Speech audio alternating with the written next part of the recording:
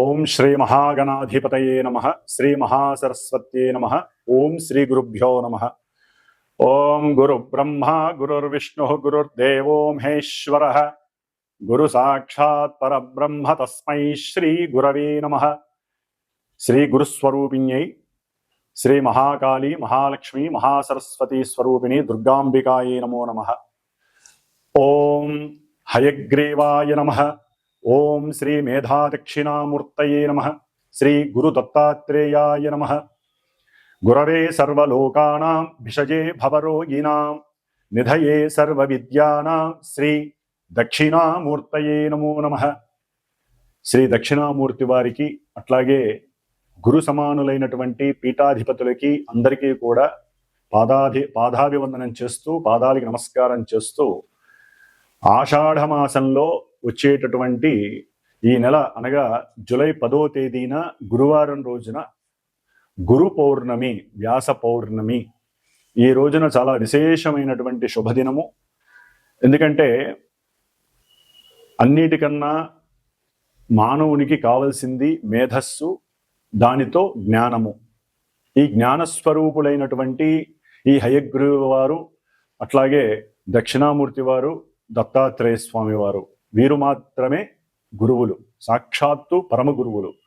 కాబట్టి వీరి పరంపరగా తర్వాత మనకున్నటువంటి గురువులు చాలా మంది ఉంటారు. విద్యాపరంగా కావచ్చు, అనుభవపూర్వకంగా కావచ్చు, అది జ్యోతిష్య గురువులు కావచ్చు, విజ్ఞానపరమైనటువంటి సైంటిఫిక్ గురువులు కావచ్చు, లేదా వ్యాపారపరమైనటువంటి గురువులు.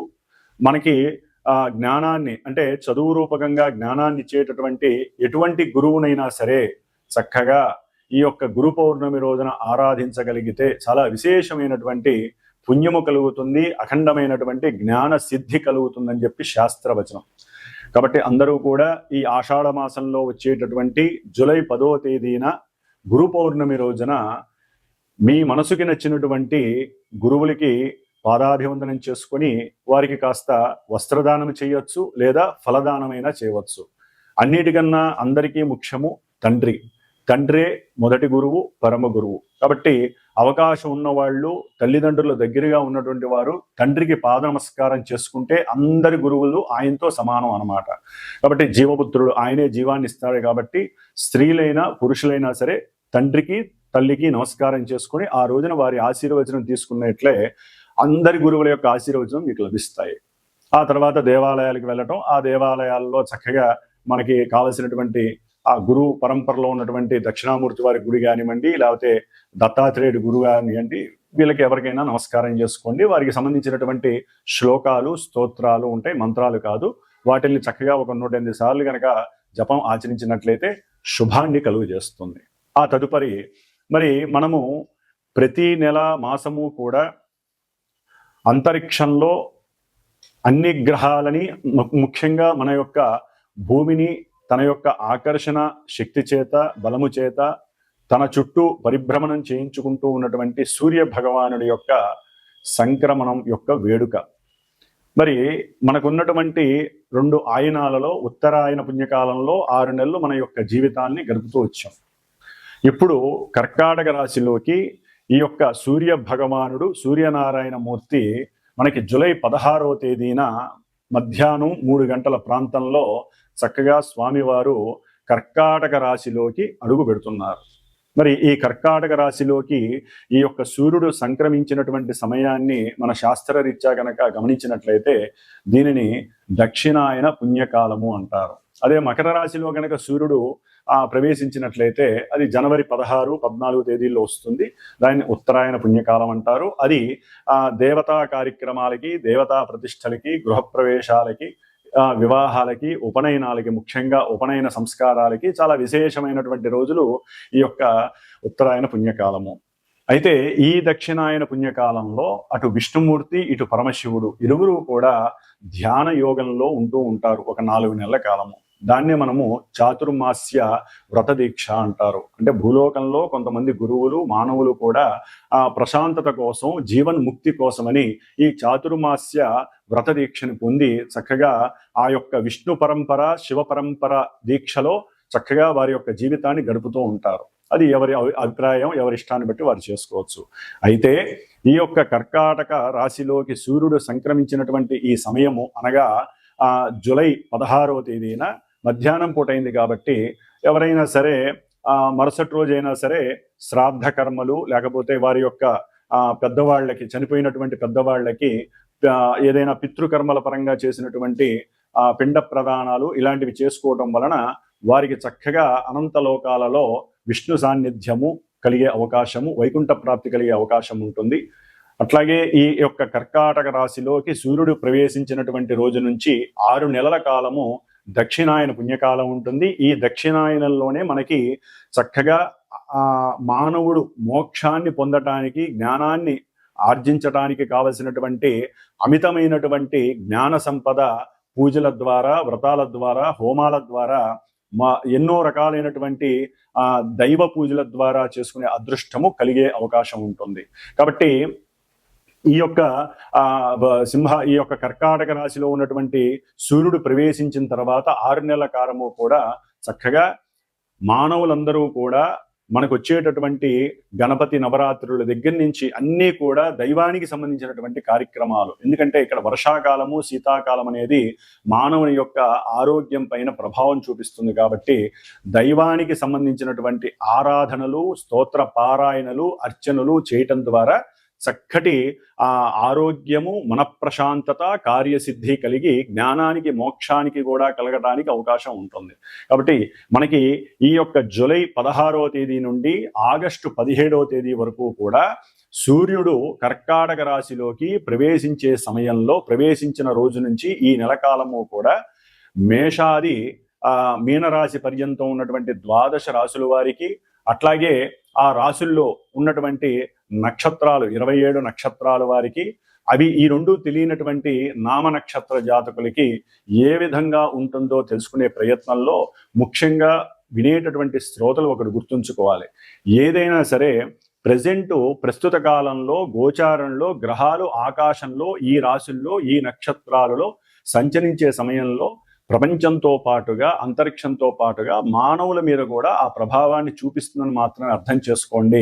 జన్మజాతకంలో ఉన్నటువంటి ఆ గ్రహాల యొక్క స్థితిగతులు, అట్లాగే దశ అంతర్దశల రీత్యా వారికి జరిగేటటువంటి ఈవెంట్స్ ప్రెజెంట్ గోచారంలో గ్రహస్థితులు ఏ విధంగా నిర్ణయిస్తాయో మాత్రమే తెలియజేస్తుంది. కానీ చాలా మందికి తెలియక ఈ యొక్క రాశి లేకపోతే నాది నక్షత్రము మరి మాకు చెప్పినవి జరగట్లేదు, లేకపోతే మీరు చెప్పినట్టుగా మాకు నెగిటివ్ జరగట్లేదు, పాజిటివ్ జరుగుతోంది, పాజిటివ్ జరగట్లేదు, నెగిటివ్ జరుగుతోంది అంటున్నారు. ఇది ఎక్కడా కూడా వారికి సంబంధం ఉండదు. జస్ట్ ఆ యొక్క కిరణాలు వారి మీద పడి కొంతవరకు ప్రభావాన్ని చూపిస్తాయే తప్ప ప్రత్యేకించి మొత్తము కూడా మేము చెప్పిన విధంగానే జరుగుతుంది అని ఎక్కడా కూడా శాస్త్ర నిర్ణయం లేదు. గోచార ఫలితాలు అంటే జస్ట్ మనం జాగ్రత్త పడటానికి, ఈ నెలలో ఈ గ్రహాలు ఇక్కడ ఉన్నాయి కాబట్టి పాపగ్రహాలు ఈ విధంగా పాపస్థానాలలో ఉంటే మనం దానాలో, ధర్మాదులో, జపాలో, లేకపోతే అవతల వాళ్ళకి ఏదైనా దాన ధర్మాదుల రూపంలో లేకపోతే స్తోత్రాలు, శ్లోకాలు, పూజలు చేయించుకోవడం ద్వారా కొంత ఉపశమనం మాత్రమే లభిస్తుంది. ఇది గుర్తుంచుకొని ఈ యొక్క రాశి ఫలితాలను విని ధైర్యాన్ని తెచ్చుకొని ఏ విధంగా ఉండాలో ఆలోచించే మార్గమే ఈ యొక్క గోచార ఫలితాలు మాత్రమే.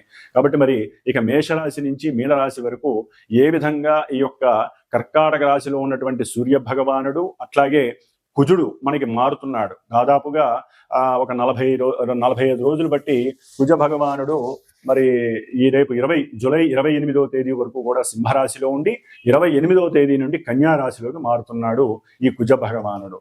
అట్లాగే మనకి బుధుడు, ఈ యొక్క బుధుడు మనకి జూలై 18వ తేదీన ఉన్నటువంటి ఆశ్లేష నక్షత్రంలో ఉండి కర్కాటక రాశిలో వక్రత్వం చెందుతున్నాడు దాదాపుగా ఆగస్టు 11వ తేదీ వరకు కూడా. కాబట్టి ఆయన ఇచ్చే ఫలితాల్లో కొంత తారతమ్యం కలిగే అవకాశం ఉంటుంది. అట్లాగే ముఖ్యంగా మనకి ఉన్నటువంటి మాస ఫలితాల్లో శుక్రుడు కూడా, ఈ శుక్రుడు చక్కగా ప్రస్తుతానికి తన యొక్క స్వక్షేత్రమైనటువంటి వృషభ రాశిలో ఉంటూ ఎంతో ఆనందాన్ని పంచుతున్నాడు. ఈ నెల అంటే జూలై 26వ తేదీ నుండి ఆగస్టు 21వ తేదీ వరకు కూడా మిత్రక్షేత్రమైనటువంటి మిథున రాశిలోకి మారతాడు.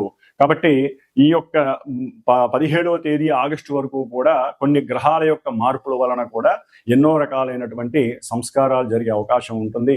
అవన్నీ కూడా చక్కగా తెలుసుకొని జాగ్రత్తలు వహించుదాం అని చెప్పే ఆలోచనతో మరి ఇప్పుడు మన యొక్క ద్వాదశ రాశుల యొక్క ఫలితాలని ప్రారంభం చేద్దాం.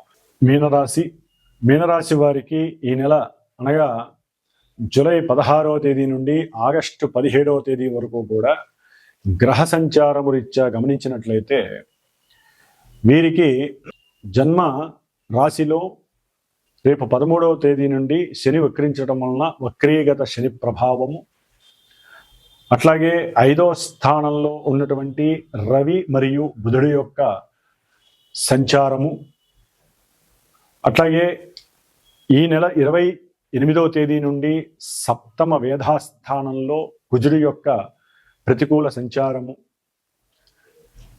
12వ స్థానంలో ఉన్నటువంటి రాహుగ్రహ సంచారము వీరిని ఎన్నో విధాలైనటువంటి నిరాశ, నిస్పృహ, చేసే ప్రతి కార్యములో ఆలస్యము, ఆటంకాలు, అనుకున్నది అయిపోతుంది అనుకునే లోపలే ఎదురు దెబ్బలు తగలటం.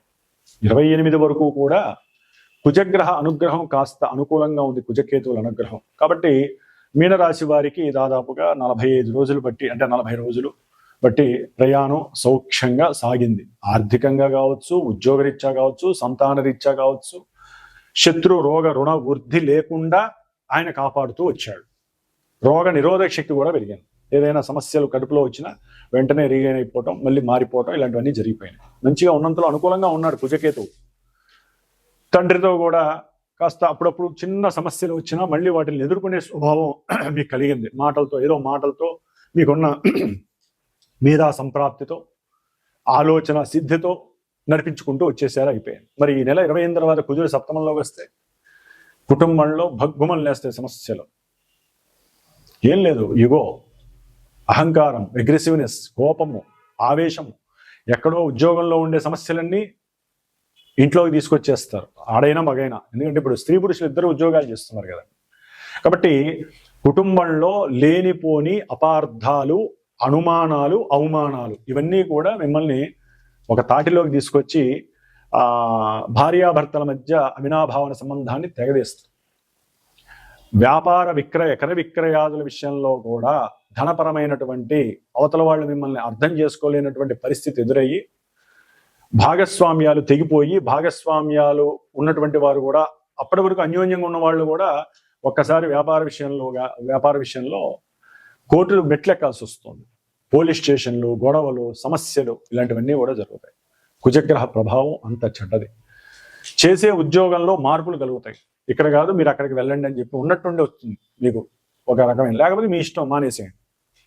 మీనరాశి వాళ్ళకి కుజగ్రహ ప్రభావం, దానివల్ల స్ట్రగుల్స్, స్ట్రెస్, టెన్షన్స్, కోపము, ఆవేశము ఇవన్నీ కలుగుతాయి కుజగ్రహ ప్రభావం వల్ల. ఆర్థిక ధన నష్టం.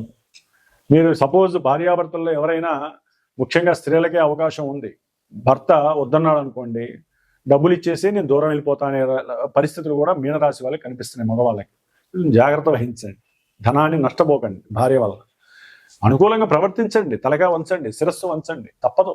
గ్రహస్థితి బాగాలేనప్పుడే మనం దాసోహం అవ్వాలి. కోపం వచ్చిందనుకోండి, ప్రశాంతంగా చిరునవ్వు నవ్వండి. సుబ్రహ్మణ్య స్వామి ఎట్లా నవ్వుతూ ఉంటాడో అట్లా నవ్వండి.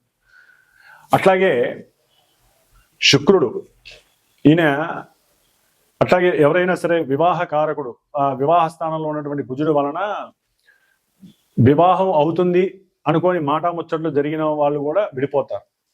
అంటే జరగదు, ఆయన వచ్చి దాన్ని కబలించేస్తాడు. అట్లాగే బంధువులతో లేనిపోని కయ్యాలు, వాగ్దోషమే, లేనిపోని గొడవలు, సమస్యలు, కయ్యాలు. ముఖ్యంగా ఉద్యోగాదులు చేసేవాళ్ళు, విదేశాలలో ఉద్యోగాలు చేసేవాళ్ళు మీనరాశి వారికి ఉద్యోగ ప్రయత్నంలో తమ బాసుల వలన మీ యొక్క కోపము, అది వరకు ప్రవర్తించిన తీరు వలన కూడా మీకు లేనిపోని అగచాట్లు పడే అవకాశం కలుగుతోంది. కాబట్టి శుక్రుడు 26వ తేదీ వరకు 3వ స్థానంలో ఉండటం ద్వారా చక్కగా కుటుంబంలో అన్నదమ్ముల మధ్య, భార్యాభర్తల మధ్య అన్యోన్యత బాగుంది. నెక్స్ట్ తర్వాత కూడా ఆయన మిత్రక్షేత్రంలో వచ్చి రాస్యాధిపతి అయినటువంటి గురువుతో ఉండటం ద్వారా వీరు కొంతమంది ఇందాక నేను చెప్పాను కదా, కుజుడు వల్ల కలిగే ఇబ్బందులు ఉద్యోగంలో, ఈ గురుడు శుక్రుడు ఈ నెల 26 తర్వాత కలవడం ద్వారా సైడ్ చూసుకుంటూ ఉంటారు. ముందే వాళ్ళకి ఏదో కొంచెం అవగతం అవుతుంది, ఏదో ఉద్యోగంలో సమస్యలు వస్తాయని. వేరే దారి ఎత్తుక్కుంటారు, ఏజెన్సీస్ ద్వారా ఏజెంట్లు నమ్ముతారు, చాలా జాగ్రత్తగా అవసరమైతే డబ్బులు ఖర్చు పెడతారు. ఉద్యోగంలో దీనికన్నా పెద్ద ఉద్యోగం కొట్టాలి, అవుతుంది, ప్రయత్నం చేయండి, చెప్పలేదు. సౌఖ్యాన్ని కోరుకుంటున్నారు కదా, జాగ్రత్తగా మాట్లాడండి. మాట్లాడేటప్పుడు అనుకూలంగా మాట్లాడండి, పటపట సంతకాలు చేసేకండి. 1-4 సార్లు చదివి సంతకాలు చేయండి. అప్పుడు ఉద్యోగ ధర్మంలో మీకంటూ ఒక స్థాయి వస్తుంది. లేకపోతే ఉద్యోగ విషయంలో మీ కెరీర్ విషయంలో ఒక క్వశ్చన్ మార్క్ పడే అవకాశం ఉంటుంది. అర్ధాష్టమ గురుడు కదండి, ఇబ్బందులు పడతాడు. అట్లాగే రాహు కూడా చూస్తున్నాడు 12లో ఉండి. కాబట్టి మీరు ఒకటి అనుకుంటే తలసింది ఒకటైతే జరిగేది ఒకటి జరుగుతుంది. ముఖ్యంగా డైరెక్టర్లు, కంటెంట్ రైటర్స్, విద్యార్థులు, ఆ డైరెక్షన్ డిపార్ట్మెంట్కి సంబంధించిన వాళ్ళు, ఫైనాన్స్ డిపార్ట్మెంట్కి సంబంధించిన వాళ్ళు, బ్యాంకులో పనిచేసేటటువంటి వాళ్ళు, రైల్వేలో పనిచేసేటటువంటి పెద్ద పెద్ద ఉద్యోగస్తులు, ఎయిర్ ట్రాఫిక్కి సంబంధించిన వాళ్ళు, ఇవన్నీ కూడా కొంత తెలియనటువంటి వృత్తిలో ఎదుగుదలతో పాటుగా కొన్ని సమస్యలు కూడా రాహు వల్ల కలుగుతూ ఉంటాయి, వ్యయరాహు వల్ల. అట్లాగే పంచమంలో ఉన్నటువంటి రవి బుధుల వలన మీ యొక్క ఆలోచన స్థాయి మందగిస్తుంది, బుద్ధి మాంద్యం ఏర్పడుతుంది. చేయాల్సిన పనిని ఉద్యోగ ధర్మంలో చేయాల్సిన పనిని సరిగ్గా చేయకపోవడం వలన మీనరాశి వారికి ఉద్యోగంలో అలసత్వం వలన, మీరు చెప్పే అవసరం లేని కొన్ని మాటల వలన ఉద్యోగాలు తొలగిపోయి ఉద్యోగంలోంచి వెడలిపోయే అవకాశం కూడా వస్తుంది. ఉద్యోగంలో తీసేస్తారు. జాగ్రత్త వహించండి. అవసరం లేని అబద్ధాలు చెప్పకండి.